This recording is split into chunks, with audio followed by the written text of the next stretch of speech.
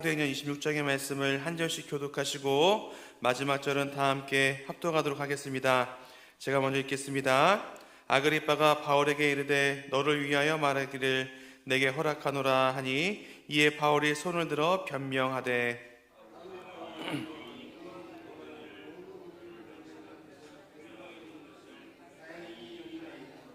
특히 당신이 유대인의 모든 풍속과 문제를 아심이니이다. 그러므로 내 말을 너그러이 들으시기를 바라나이다.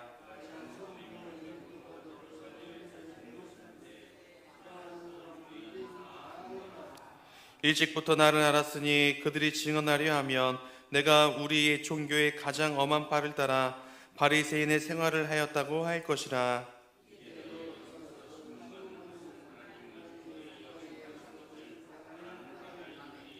이 약속은 우리 12지파가 밤낮으로 간절히 하나님을 받들어 섬김으로 얻기를 바라는 바인데 아그리빠 왕이여 이 소망으로 말미암아 내가 유대인들에게 고소를 당하는 것이니이다.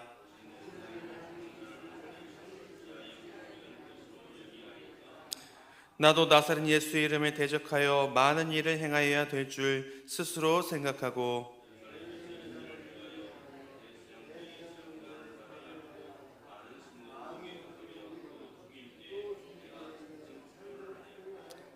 또 모든 회당에서 여러 번 형벌하여 강제로 모독하는 말을 하게 하고 그들에 대하여 심히 격분하여 외국 성에까지 가서 박해하였고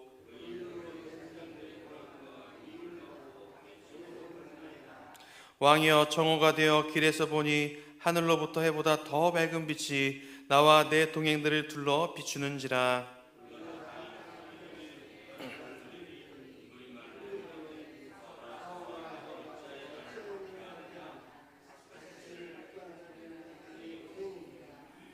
내가 대답하되 주님 누구시니까? 주께서 이르시되 나는 내가 박해하는 예수라.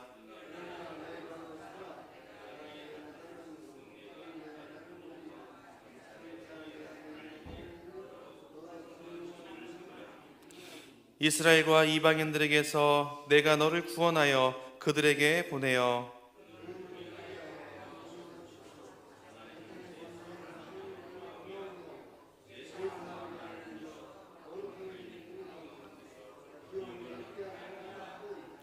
아그리빠 왕이여 그러므로 하늘에서 보이신 것을 내가 거스르지 아니하고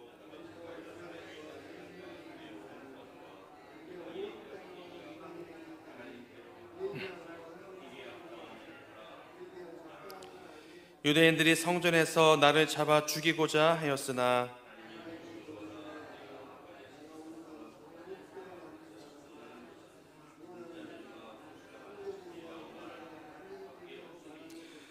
곧 그리스도가 고난을 받으실 것과 죽은 자 가운데서 먼저 다시 살아나사 이스라엘과 이방인들에게 빛을 전하시리라 함이니이다 하니라.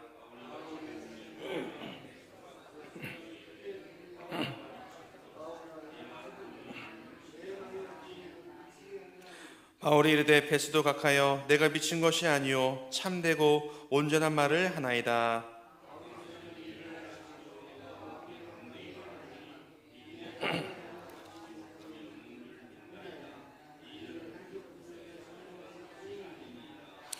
아그리빠 왕이여 선지자를 믿으시나이까? 믿으시는 줄 아나이다.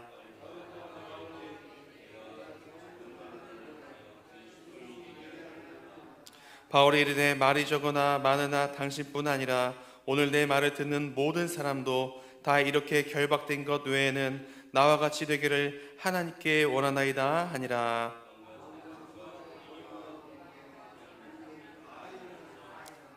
물러가 서로 말하되 이 사람은 사형이나 결박을 당할 만한 행위가 없다 하더라. 다 함께 합독합니다. 이에 아그리빠가 베스도에게 이르되 이 사람이 만일 가이사에게 상수하지 아니하였더라면 석방될 수 있을 뻔하였다 하니라. 아멘. 광고 먼저 한 가지 말씀드리고 말씀 보도록 하겠습니다. 장례 공지가 있습니다. 1기요국 고 송혜숙 집사님께서 어제 하나님의 부르심을 받으셨습니다. 장례식장은 오늘 5월 20일 입간 예배 오후 4시에 교회에서 오후 3시에 출발한다고 합니다. 그리고 천국 황손 예배는 내일 오전 9시, 교회에서 오전 8시에 출발한다고 합니다. 또한 문자로 발송이 되니까 참고해 주시고 이 장례가 잘 마쳐질 수 있도록 성도 간의 많은 위로와 기도 부탁드리도록 하겠습니다. 말씀을 나누도록 하겠습니다. 오늘 본문은 유대인들의 눈에 가시와 같았었던 바울을 총독 베스도에게 고발을 하게 됩니다. 오늘 본문은 바울이 재판을 받기 위해서 가이사랴에 보내진 이후의 이야기입니다. 오늘 본문의 내용을 좀 이해를 더 돕기 위해서 25장 끝부분과 좀 연결을 해서 말씀을 나누도록 하겠습니다. 첫 번째 질문입니다. 아그리빠와 베스도의 재판은 무엇을 보여주는가? 총독 베스도가 이 유대인들의 요구 때문에 바울을 가이사랴에 보내게 됩니다. 자신의 짐을 덜기도 했는데 한 가지 문제가 생겼습니다. 그게 뭐냐면 이 황제 재판의 죄수를 회부하려면 황제가 납득할 만한 죄목이 있어야만 됐습니다. 만약에 아무런 죄가 없는 사람을 로마에 보낼 경우에 자신도 굉장히 위험해질 수가 있었기 때문이었습니다. 그러던 중에 베스도가 어떤 인물을 만나게 되죠. 우리 어제 본문인데요. 사도행전 25장 13절의 말씀을 보겠습니다. 여러분 누구를 만나게 되죠? 13절 이렇게 말씀합니다. 수위로의 아그리빠 왕과 버니게가 베스도에게 문안하러 가이사랴에 와서. 아멘. 지금 오늘 본문과 어제 본문에 등장했었던 이 아그리빠, 정확한 이름이 헤롯 아그리빠 2세입니다. 헤롯 아그리빠 2세. 자, 마지막 헤롯 가문의 이제 왕이었습니다. 제가 설교 시간에는 이제 아그리빠라고 기록되어 있기 때문에 그냥 아그리빠라고 말씀을 드리도록 하겠습니다. 이 당시 예루살렘은 이중 통치 제도를 가지고 있었습니다. 뭐냐면 한쪽은 헤롯 왕가에서 그 지역을 다스리는 한 명의 왕이 있었고요. 그리고 또 한쪽은 이 사람을 감독하는 동시에 로마 황제의 명을 받아서 그 지역을 관할하는 총독이 있었습니다. 이런 체제에서 로마에서 세운 이 총독이 새로 부임을 하며 그 지역을 관할했던 헤롯 가문의 왕이 이 총독에게 찾아가서 인사를 하는 게 이 당시의 관례였습니다. 그러니까 이 아그리빠 왕이 새로 부임한 베스도 총독을 축하하기 위해서 찾아갔던 거죠.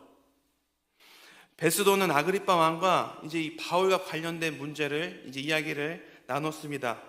자, 그 내용이 어제 본문 25절부터 26절의 말씀이에요. 요약하면 이렇죠. 베스도가 말합니다. 제가 바울에게 죄를 찾으려고 했는데 죄는 없고 석방을 하자니까 유대인들이 난리를 치고 로마로 보내달라고 해서 보내려고 했더니 죄목이 없어서 참 난감합니다 라고 이야기를 합니다. 그랬더니 아그리빠가 이렇게 이야기를 하죠. 내일 그럼 이 사람을 신문해 보고 로마로 보낼 수 있는 그 구실을 한번 찾아봅시다. 이렇게 이야기를 나눕니다. 그러니까 베스도가 유대 전통의 그 전문가였었던 아그리빠에게 이 도움을 요청하고자 바울과 관련된 사건을 이제 논의를 한 겁니다. 그런데 여러분, 이 아그리빠와 그의 아내 버니게는 누구를 판결할 만한 그러니까 도덕적이고 깨끗한 사람이 전혀 아니었습니다. 이 아그리빠의 아내로 소개되고 있는 이 버니게라는 여자를 좀 주목해 봤으면 좋겠습니다. 이 버니게는 족보상으로 지금 오늘 본문에 나온 헤롯 이 아그리빠 2세의 누이입니다. 지금 관계가 어떻게 되는 거죠? 아그리빠가 자신의 누나랑 결혼을 했다는 거예요. 이 여인은 원래 삼촌과 결혼을 했었는데 이 삼촌이 죽으면서 친오빠 아그리빠와 함께 살기 시작했습니다. 그러다가 또다시 다른 남자랑 살다가 결혼을 했지만 다시 돌아와서 아그리빠 2세에게 돌아왔습니다. 여러분, 오늘 본문에 나오진 않았지만 이후에 이 여자가 누구랑 또 결혼을 하냐면 예루살렘을 징벌한 티투스 장군이랑 나중에 또 결혼을 하게 됩니다. 그럼 왜 이 여자가 이렇게 했을까요? 로마의 황후가 되려고. 그러니까 권력력이 매우 강했었던 인물이었습니다. 여러분, 당시 사회에서조차 이 아그리빠와 버니게 부부는 도덕적으로 굉장히 문제가 되었었던 사람들이었습니다. 너무나 많은 사람들이 이 부부의 생활이 부도덕하고 지적하면서 구설수에서 오르고 내렸습니다.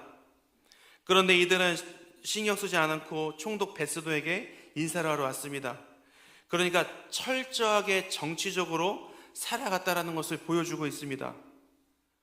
결국 바울은 황제에게 가기 전에 베스도와 그리고 아그리빠가 주관하는 이 재판학에 서게 됩니다. 여러분, 이 재판을 주목해 보십시오. 여러분, 재판이 왜 열리죠? 죄가 있는지 없는지 소상하게 밝히기 위해서 재판이 열리는 것이 맞습니다. 그런데 지금 이 재판이 왜 열리는 거죠? 지금 이 사람들은 바울의 죄가 있는지 없는지 이 유무에는 관심이 없습니다. 황제에게 바울을 보내기 위해 트집을 잡으려고 지금 재판을 연 겁니다. 권력을 사랑하고 정치적이며 비도덕적인 사람들이 무슨 판결을 할 수 있겠습니까? 그들의 삶의 방식이 여러분 이 재판으로 그대로 드러나고 있습니다. 저는 이 장면을 묵상하면서 저와 우리 성도님들이 한 가지 꼭 기억하셨으면 좋겠습니다. 우리 삶의 열매는 거짓말하지 않습니다. 우리는 늘 하나님 앞에서 어떤 삶의 방식과 그리고 태도로 살아내고 있는지 돌아보는 저와 우리 성도님들이 되면 참 좋겠습니다. 그러므로 아그리빠와 베스도의 재판은 그들의 삶의 방식을 보여주고 있습니다. 자, 두 번째 질문입니다. 그러면 바울의 변론을 통해 무엇이 드러났는가? 아그리빠와 베스도가 바울을 재판하기 위해서 배석했습니다. 그곳에 보니까요, 로마 군인도 있었고 유대 권력층들이 앉아 있었습니다. 마치 재판장의 분위기는 세상의 권력층들이 다 모인 자리와 같았습니다. 그런 분위기에서 바울이 끌려 나왔습니다. 이어서 바울의 변론이 시작이 됩니다. 자, 8절부터 그 말씀인데 8절 말씀을 제가 읽어드리도록 하겠습니다. 당신들은 하나님이 죽은 사람을 살리심을 어찌하여 못 믿을 것으로 여기나이까? 아멘. 오늘 본문에 쭉 기록된 바울의 진술 내용을 제가 요약을 해봤습니다. 크게 세 가지로 요약할 수 있어요. 첫 번째가 뭐냐면 유대인과 자신 사이에서 일어난 문제의 핵심은 예수님의 부활 논쟁입니다. 두 번째는요, 바울은 자신의 과거 이야기 그리고 기독교에 대해서 어떤 선입견을 갖고 있었는지 말을 하고 있고요. 마지막 세 번째는 다메섹 도상에서 예수님을 만난 이야기, 총 이 세 가지 이야기를 하고 있습니다. 그리고 바울이 예수님께 받은 명령에 대해서 이야기를 하죠. 그 내용이 17절과 18절입니다. 제가 17절, 우리 성도님들 18절 함께 읽어보겠습니다. 제가 먼저 읽습니다. 17절입니다. 이스라엘과 이방인들에게서 내가 너를 구원하여 그들에게 보내어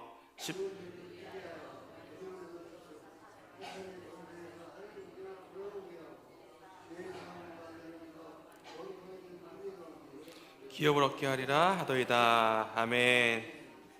여러분, 지금 바울이 전한 중심 메시지가 뭐죠? 무슨 메시지 전하고 있죠? 지금 사도행전 전체의 내용을 볼 때 바울이 전한 메시지가 뭐냐면 부활과 예수님의 부활과 회개입니다. 예수님이 부활하셨다, 그러므로 회개하라 라는 이야기입니다. 지금 바울이 자신을 변론하면서 세상의 임금들에게 뭘 전하고 있어요? 복음을 전하는 거 있습니다. 복음을. 따라서 바울은 복음을 통해서 아그리빠 왕에게 지금 이렇게 말을 하는 겁니다. 아그리빠 왕이요, 당신은 당신의 죄를 지금 어떻게 하고 있습니까? 용서를 얻고 믿음으로 거룩해지고 하나님의 눈에 거룩하게 살고 싶지 않으십니까? 지금 이 메시지를 던지고 있는 거예요. 여러분, 지금 바울 앞에 서 있는 그 수많은 사람들은 어둠을 선택한 사람들이었습니다. 그들은 스스로 그렇게 살다가 세상 속에서 죽었습니다. 이때 바울의 이야기를 들은 베스도의 반응을 한번 보세요. 24절입니다. 이렇게 이야기를 하죠. 바울이 이같이 변명하매 베스도가 크게 소리내어 이르되 바울아, 내가 미쳤도다. 내 많은 학문이 너를 미치게 한다 하니. 아멘. 바울은 베스도에게 미치지 않았고 어떤 말을 한다고요? 나는 참되고 온전한 말을 하고 있습니다. 그리고 바울은 베스도에게 더 이상 할 말이 없었어요. 왜요? 어제 본문에서요, 벌써 몇 번이나 같은 이야기를 했었기 때문입니다. 지금 바울에게 중요한 인물은 베스도가 아니라 아그리빠 왕입니다. 이어서 바울이 아그리빠에게 이렇게 말을 하죠. 27절입니다. 아그리빠 왕이여, 선지자를 믿으시나이까? 믿으시는 줄 아나이다.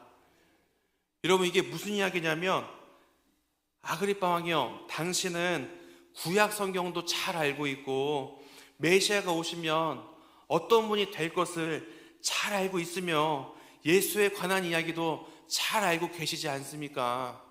당신 그거 잘 아십니까? 모르십니까? 그걸 묻고 있는 거예요. 바울이 이렇게 물을 수 있었던 거는 아그리빠 왕이 어디 가문이요?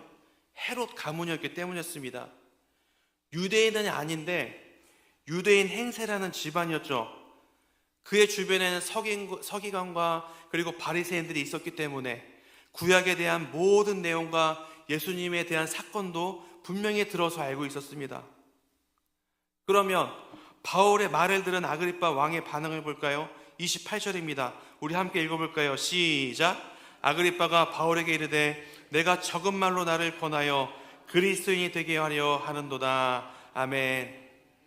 아그리빠가 바울이 자신에게 복음을 전하는 줄 알았습니다. 이후에 이렇게 말하죠. 내가 그리스도인이 될 뻔했다고. 그런데 어떻게 되죠? 그는 끝까지 어둠을 선택한 주인공이 됩니다. 여러분, 오늘 바울의 변론을 좀 주목해 보셨으면 좋겠습니다.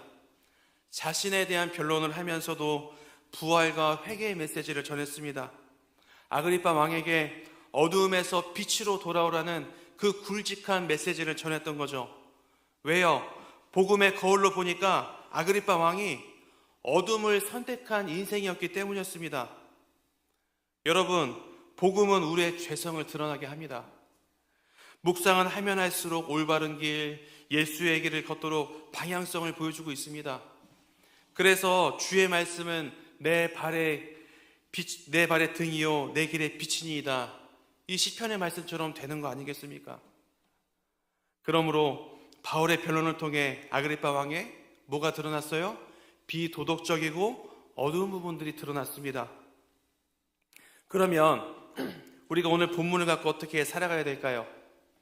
이 시간에 두 가지 내용을 살펴봤습니다. 첫 번째는 아그리빠와 베스도의 재판은 뭘 보여줬어요? 그들의 삶의 방식. 두 번째, 바울의 변론을 통해 뭐가 드러났죠? 아그리빠 왕의 비도덕적이고 어두운 면들이 드러났습니다. 베스도는 예수 그리스도와 그의 부활에 대해서 열정적으로 변호하고 예수를 자랑하는 이 바울의 모습을 이해할 수가 없었습니다. 세상의 눈에 바울은 완전히 미친 사람이었습니다. 광인이었다는 이야기죠. 그러나 동시에 우리는 이 지점을 놓쳐서는 안 됩니다. 그게 뭐냐면 하나님의 눈에 바울이 미친 사람, 미치는 여기서 말하는 미는요 아름다운 미자입니다. 하나님의 눈에 바울은 아름다운 사람이었어요. 하나님의 눈에 이 아름다운 이 미친 바울이 그들에게 전하는 마지막 이야기를 여러분 한번 보시기 바랍니다. 사도행전 26장 오늘 본문 29절이에요. 다 함께 읽어볼까요? 시작! 바울이 이르되 말이 적으나 많으나 당신뿐 아니라 오늘 내 말을 듣는 모든 사람들도 다 이렇게 결박된 것 외에는 나와 같이 되기를 하나님께 원하나이다 하니라. 아멘. 여러분, 여기서 나와 같이 되기를 원한다라는 말을 보세요. 지금 바울의 신분이 뭐죠? 죄수입니다. 죄수의 신분이지만 자신의 처지를 전혀 부끄러워하지 않고 지금 이렇게 말을 하는 거죠. 나는 예수를 소유한 이상 수갑을 차던 재판석 앞에 수모를 당하던 괜찮습니다. 저는 당신들보다 행복한 사람입니다. 그러므로 나와 같이 되십시오. 사실 우리는 예수님이나 바울처럼 이렇게 똑같은 삶을 살 수가 없습니다. 그런데 그리스도인이 가져야 할 신념은 지켜야 되겠죠. 그게 뭐냐면 그리스도인들이 세상의 눈에 늘 정상적으로 보이고 미쳤다는 소리를 듣지 못하면 우리의 신앙에 문제가 있는 겁니다. 다시요, 그리스도인들이 세상의 눈에 늘 정상적으로 보이고 미쳤다라는 이야기를 듣지 못하면 우리 신앙에는 문제가 있는 겁니다. 오늘날 우리가 회복하고 고민해야 할 지점이기도 합니다. 성도님들, 세상의 권세를 부러워하지 마시기 바랍니다. 그리고 돈과 권력으로 허세 부리는 사람들을 우리 인생의 롤 모델로 삼지 마시기 바랍니다. 가난해도 실패자와 같이 보일지라도 다른 사람이 예수 믿는 자신처럼 되기를 기도하고 나와 같이 되세요 라고 외칠 수 있는 그런 그리스도인들이 되시길 바랍니다. 바로 그 사람이 하나님의 눈에 미친 사람, 그러니까 아름다운 그리스도인입니다. 오늘 새벽 말씀 앞에 두 가지를 결단하셨으면 좋겠습니다. 첫 번째는요, 주님, 세상을 부러워하는 것이 아니라 예수로 행복한 인생이 되게 하여 주시옵소서. 두 번째는요, 주님, 하나님의 눈에 미친 아름다운 그리스도인이 되게 하여 주시옵소서. 이 두 가지를 기도하시기 바랍니다. 그러므로 오늘 말씀을 기억하면서 하나님의 눈에 아름다운 미친 그리스도인으로 살아내시는 동안교회 모든 성도님들이 다 되시기를 주님의 이름으로 소망합니다. 우리 시간 다 함께 기도의 자리에 나가도록 하겠습니다. 우리 말씀을 가지고 나가도록 하겠습니다. 두 번째는 교회를 위해서 우리 담임 목사님 위해서 기도해 주시고 전도 축제를 위해서 기도해 주시기 바랍니다. 그리고 성도님들 중에 몸이 아픈 자, 마음에 상처 입은 자, 또한 마음이 가난한 자들을 위해서 기도해 주시고 또한 장례를 치르고 있는 우리 성도님을 위해서 기도해 주시기 바랍니다. 우리 시간 다 함께 주여 한번 부르시고 통성으로 한번 기도하도록 하겠습니다. 다 함께 기도하겠습니다. 주여